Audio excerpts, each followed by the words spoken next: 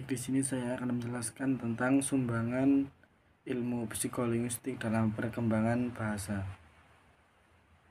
Siswa adalah subjek dalam pembelajaran. Karena itu, dalam hal ini siswa dianggap sebagai organisme yang beraktivitas untuk mencapai ranah-ranah psikologi, baik kognitif, efektif maupun psikomotor.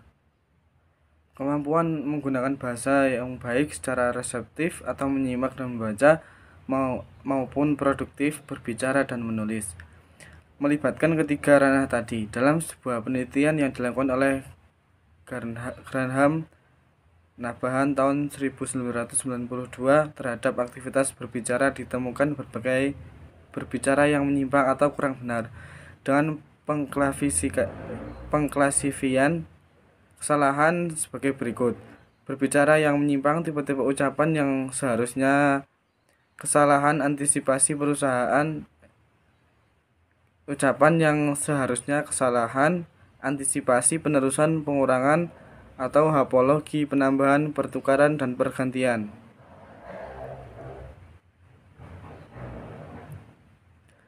Penyebab kesalahan yang dilakukan oleh pembicara diantaranya adalah kesaratan beban, yaitu perasaan was-was saat menghadapi ujian atau pertemuan dan orang yang ditakuti, karena penutur kurang menguasai materi, terpengaruh oleh perasaan efektif, kesukaan melafalkan kata-kata, dan kurang menguasai topik.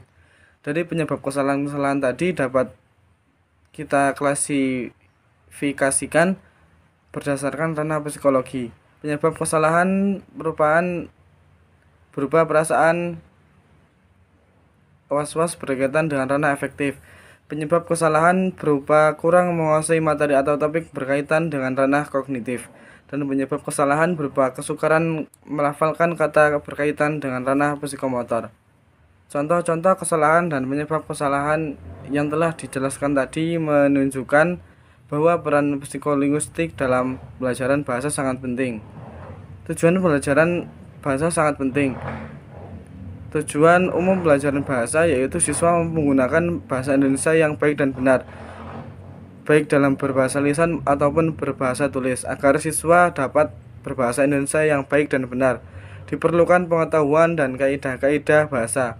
Kaidah-kaidah bahasa dipelajari dalam linguistik. Untuk dapat menggunakan bahasa secara lancar dan komunikasi, siswa tidak hanya cukup memahami kaidah bahasa, tetapi diperlukan kesiapan kognitif, efektif, psikomotor, keterampilan memilih kata, frasa, klausa, dan kalimat. Dengan demikian jelaslah bahwa betapa pentingnya peranan psikolinguistik dalam pembelajaran bahasa.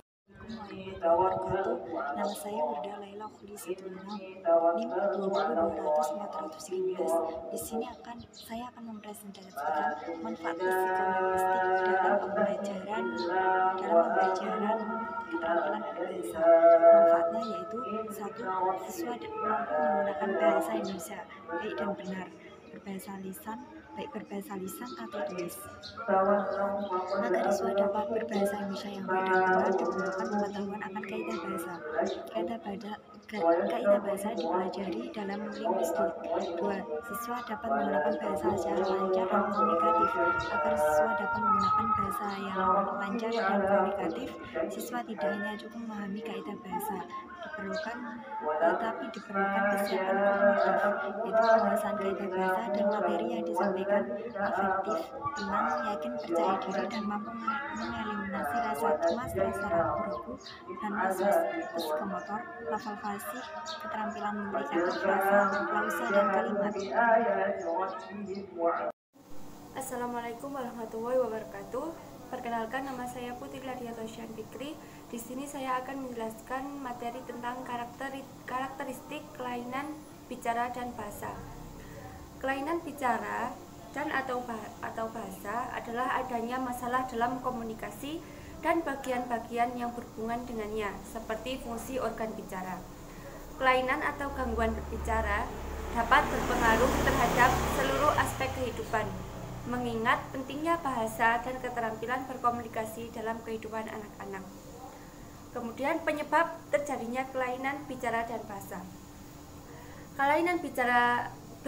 kelainan berbicara dan bahasa itu bisa dilihat dari dua segi, secara fungsional dan secara organik.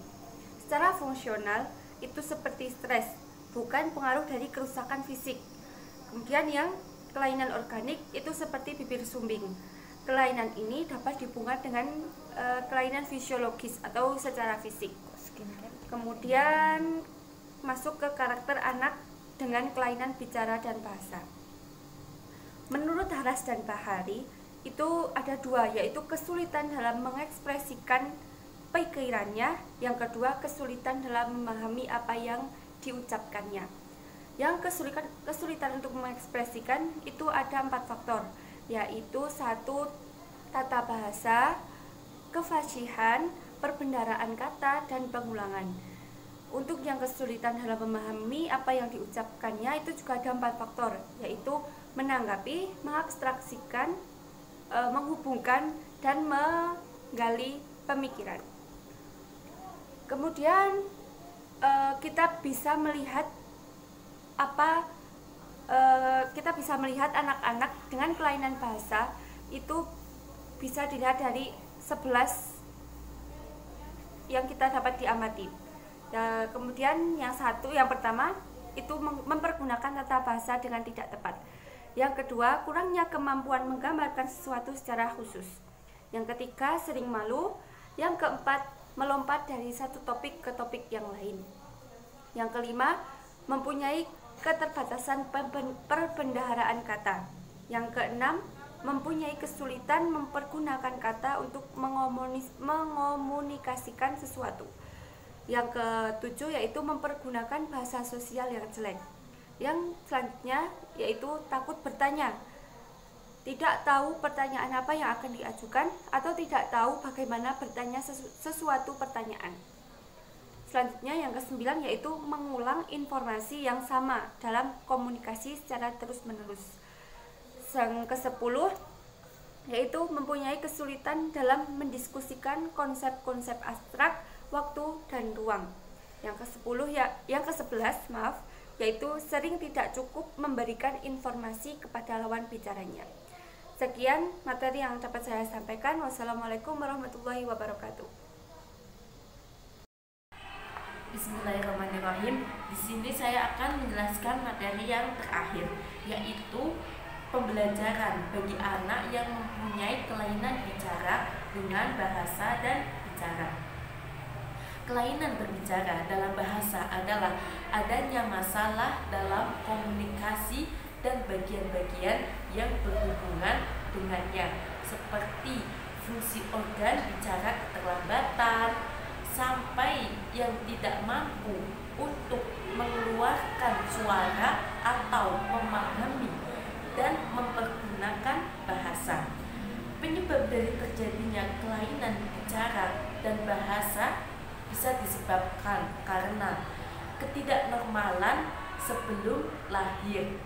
Yang kedua bisa disebabkan masalah dengan sistem saraf otak atau mekanisme bicara itu sendiri. Dan yang terakhir bisa disebabkan adanya kontraksi kehamilan selama 3 bulan. Nah, terus pembelajaran apa yang tepat untuk anak dengan kelainan bicara dan bahasa? Yang pertama yaitu pembelajaran dengan layanan bicara atau bahasa, dan pembelajaran kemampuan pengenalan huruf. Pada pembelajaran pengenalan huruf, para ahli bahasa bekerja sama dengan guru kelas lainnya, guru khusus, atau orang-orang lain yang menjamin semua yang mempunyai kelainan dan bahasa untuk pengembangan yang krusial keterampilan bahasa dan penggunaan huruf. Yang kedua, bisa dilakukan dengan komunikasi dengan mempergunakan teknologi seperti melakukan terapi artikulasi, dibantu dengan mempergunakan alat bantu bicara, dan dibantu dengan perangkat keras, perangkat lunak komputer, dan PDA atau personal digital assistance. Terus yang terakhir dengan komunikasi augmentatif dan alternatif. Komunikasi augmentatif dan alternatif adalah komunikasi dengan strategi untuk mengkompensasikan keterbatasan komunikasi individu. Biasanya komunikasi ini dibagi ke dalam dua bagian. Yang pertama, tidak mempergunakan alat bantu atau dengan menggunakan bahasa isyarat. Dan yang kedua, yaitu yang memerlukan alat bantu atau ketergantungan pada jenis alat atau bahan.